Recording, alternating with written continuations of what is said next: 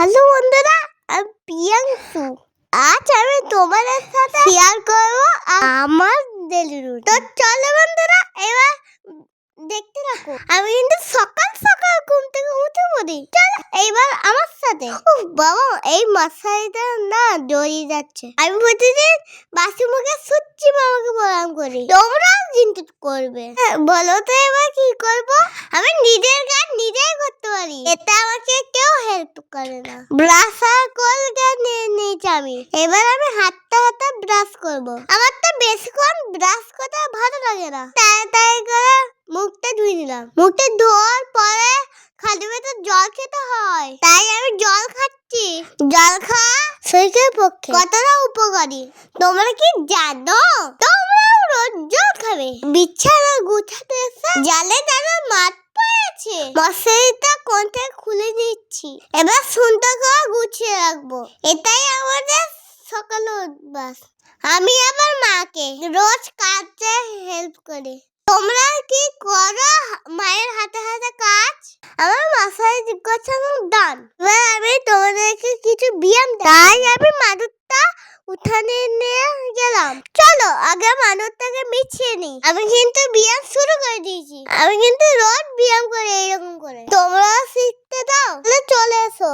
আমি রোজ সকালে মাঠে যাই, কিন্তু আজ মাঠে যাওয়া হলো না, তাই বাইরে প্র্যাকটিস করছি। আমি রোজ মাঠে যাই বাবার সাথে, সেখানে বাবার বন্ধুরাও দেয়। আমি সেই বন্ধুদেরকে দেখে দেখে শিখেছি। এবার তোমরাও ব্যায়াম করবে এরকম করে, তাহলে শরীর ঠিক থাকবে। আমি অনেক কঠিন কঠিন ব্যায়াম জানি।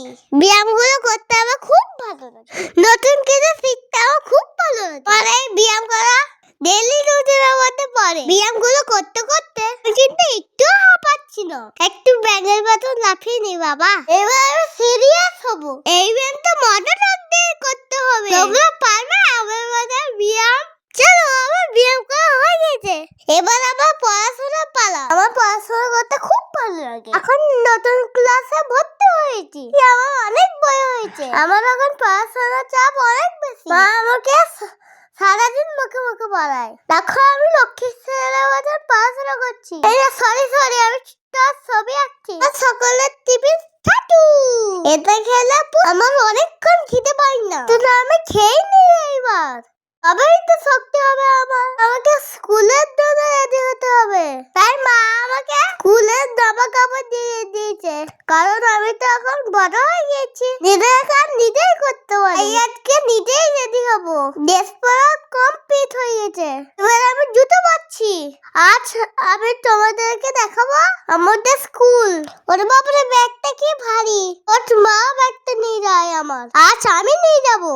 এখন তো বড্ড শীত, আমি মাথায় টুপি পরেছি। এখন আমি স্কুলে যাচ্ছি, তোমরাও এসো আমার সাথে। ফাইনালি স্কুলে এসে গেছি। আমাদের স্কুলের গাড়িও এসে গেছে। ইচ্ছে করে গাড়িতে করে স্কুলে আসার, কিন্তু স্কুলটা তো আমাদের বাড়ির পাশে। দূর ভালো লাগে না। এইরকম আমি স্কুলের ভেতরে চলে যাচ্ছি। বন্ধুরা টাটা, আবার ছুটির সময় দেখা হবে। ফাইনালি ছুটি। আমি মায়ের আগে বাড়ি চলে এসেছি, কারণ আমি গান করে এসেছি। চলো এবার গেটটা খুলে ভেতরে যাই। বন্ধুরা এই গেটটা কিন্তু আমার মা নতুন লাগিয়েছে, কিন্তু নিজে গেটটা খুলতে পারি। ওরে বাবারে কি শক্ত লক, হাতে একদম লাগছে। মিস্ত্রিরা অনেক শক্ত লক দিয়েছে না, আমার জান বেরিয়ে গেল। স্কুল থেকে এসে গেছি। চলো এবার সুন্দর করে জুতোটা খুলে রাখি। আমি প্রথমেই বললাম নিজের কাজ নিজেই করতে বলেছি। আমাদের জুতো রাখার র্যাক নেই, তাই আমি বাইরেই রেখেছিলাম। তুমি জুতোগুলোতে তেল দাও, অনেক শক্ত। এবার আমি ব্যাগ রেখে দিই। দেখো আমি একটুও জল খাইনি, তাই মা আমাকে বকছে। এই শীতকালে জল খেলে আমার দাঁতে আরো বরফ পড়েছে, কেমন লাগে। আমি যখন একা একা বলছিলাম ঠিক তেমনই একাই খুলবো। মা আমাকে কতবার বলছে আমি খুলে দিই, কিন্তু আমি তখন বড় হয়ে গেছি, তাই নিজের কাজগুলো নিজেই করি। বাচ্চা তোমরাও কিন্তু নিজের কাজ নিজেই করবে। চলো এবার ফ্রেশ হই।